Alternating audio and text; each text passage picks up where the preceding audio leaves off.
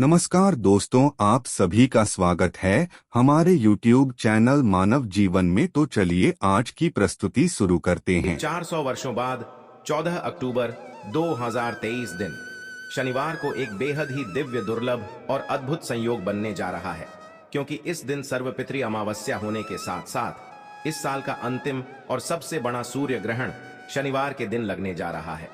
दोस्तों, यदि आप भी आपके घर की सुख शांति, संतान की कमी और धन की कमी आकर से परेशान हैं, या आपका भाग्य आपका साथ नहीं दे रहा है, तो यह दिन आपके लिए बेहद खास होने वाला है। और अगर इस दिन आप मिट्टी के दिए से जुड़ा यह असरदार और चमत्कारी आसान सा उपाय कर लेते हैं, जिसे स्वयं पंडित प्रदीप मिश्रा जी ने अपनी कथा में बताया, तो आप देखेंगे कि कुछ ही दिनों में आपकी सभी समस्याओं का हल संपूर्ण रूप से हो जाएगा। दोस्तों, इस बार साल 2023 कई अद्भुत संयोग लेकर आया है।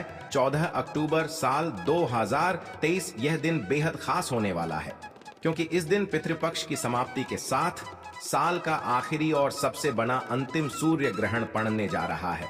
और इस दिन सर्वप्रथम अमावस्या होने के साथ साथ शनिवार का दिन भी पड़ रहा है। इसलिए इस अमावस्या को शनिचरी अमावस्या के नाम से भी जाना जाता है।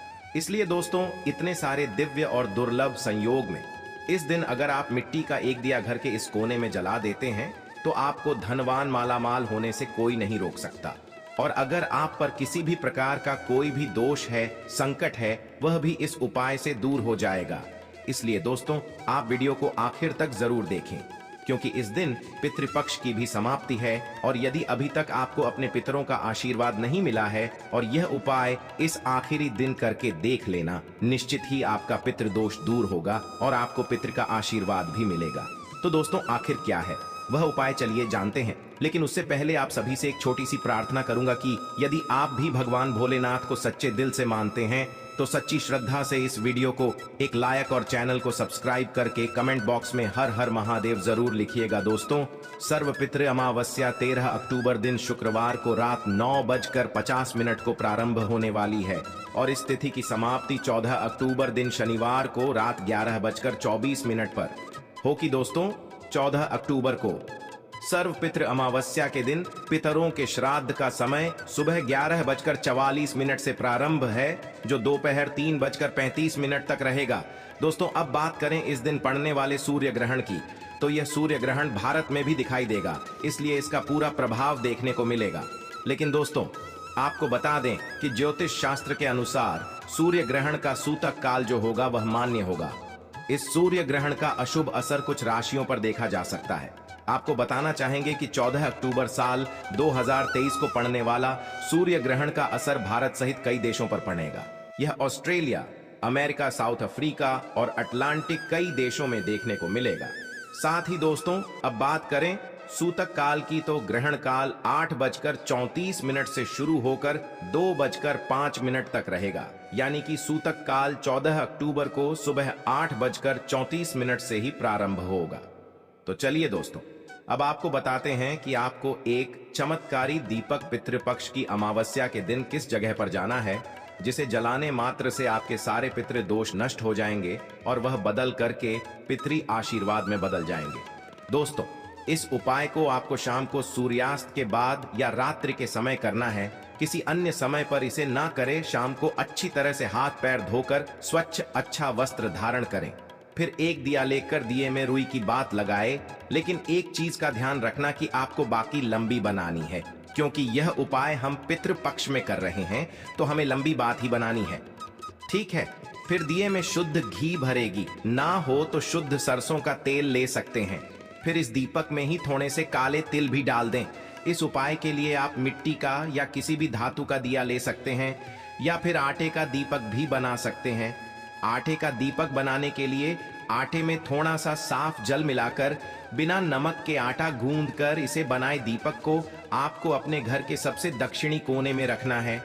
अगर घर का दक्षिण कोना रिक्त नहीं है, तो आप रसोई घर के दक्षिण कोने में इसे रख कर जलाए। लेकिन अगर वहां भी रिक्त स्थान नहीं है, तो घर के अनेक किसी भी कमरे में या घर के मंदिर के पास साफ स्थान पर इस दीपक को रखें। दीपक को ऐसे रखें कि इसकी बाती दक्षिण दिशा की तरफ हो, यानी कि इसकी लो।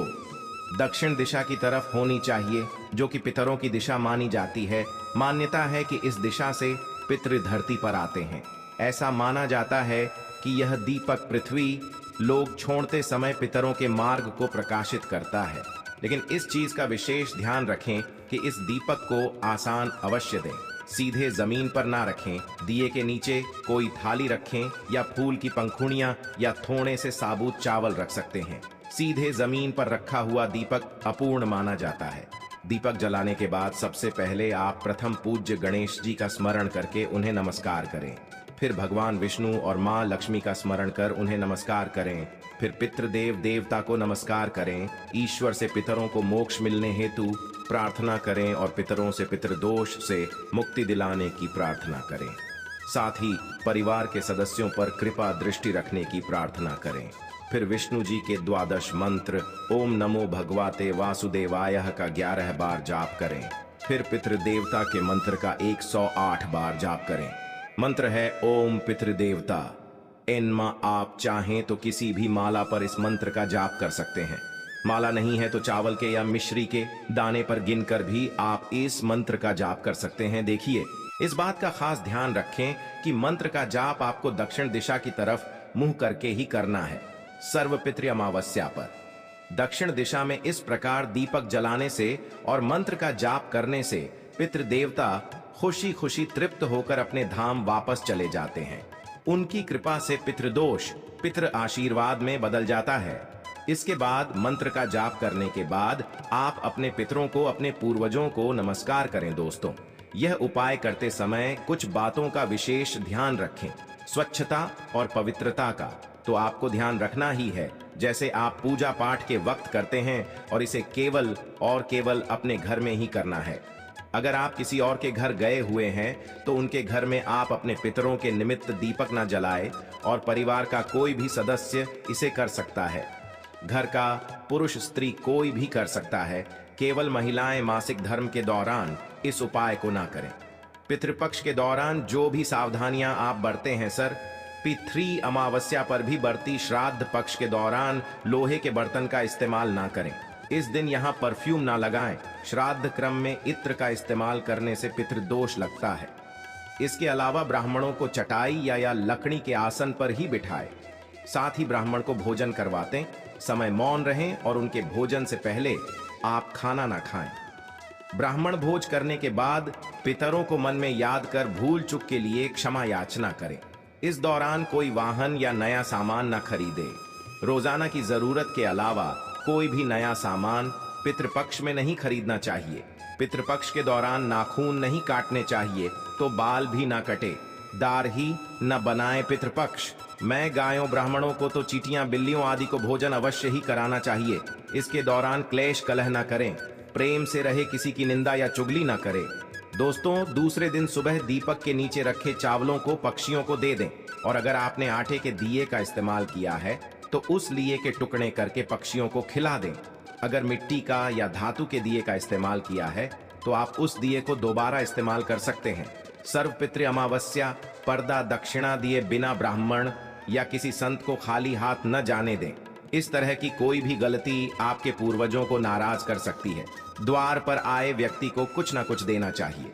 मान्यताओं के अनुसार पितृविदाई के दिन आटा, चावल या तिल का दान करना अत्यंत शुभ कारक होता है। वैसे तो पूरे पितृपक्ष में तामसिक भोजन और मांस मदिरा से बचना चाहिए, लेकिन सर्व पितृ अमावस्या पर भी इसका विशेष ध्यान रखें। इसके अलावा लहसुन, प्याज आदि खाने से बचें। इस दिन मसूर की दाल, अलसी, कुलठी आदि का भोजन शुभ माना जाता है।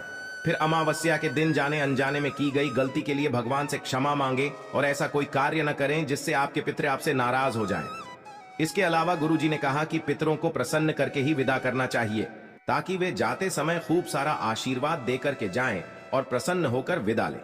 इस दिन अगर श्राद्ध, तर्पण या पिंडदान ना कर सके, वो अपने पितरों के निमित्त खास भोजन बनाएं। पंचबलि अवश्य दें। ब्राह्मण को भोजन अवश्य कराएं। गाय को, कौए को, कुत्ते को, बिल्लियों को भी भोजन अवश्य दें। इस दिन गाय को हरा चारा या घास खिलाएं। गाय को चारा देने भी पितरों को संतुष्टि मिलती है। तो साल का आखिरी मौका है, पितरों की विदाई का समय है। यह उपाय करके उन्हें खुशी खुशी विदा करें और अपने जीवन से दुख कष्टों को हमेशा के लिए दूर करे। इसी के साथ दोस्तों, ये वीडियो भी यहीं पर खत्म करते हैं। वीडियो में दी गई जानकारी अगर अच्छी लगी हो तो प्लीज हमारे चैनल मानव जीवन को सब्सक्राइब करें, लाइक करें। धन्यवाद।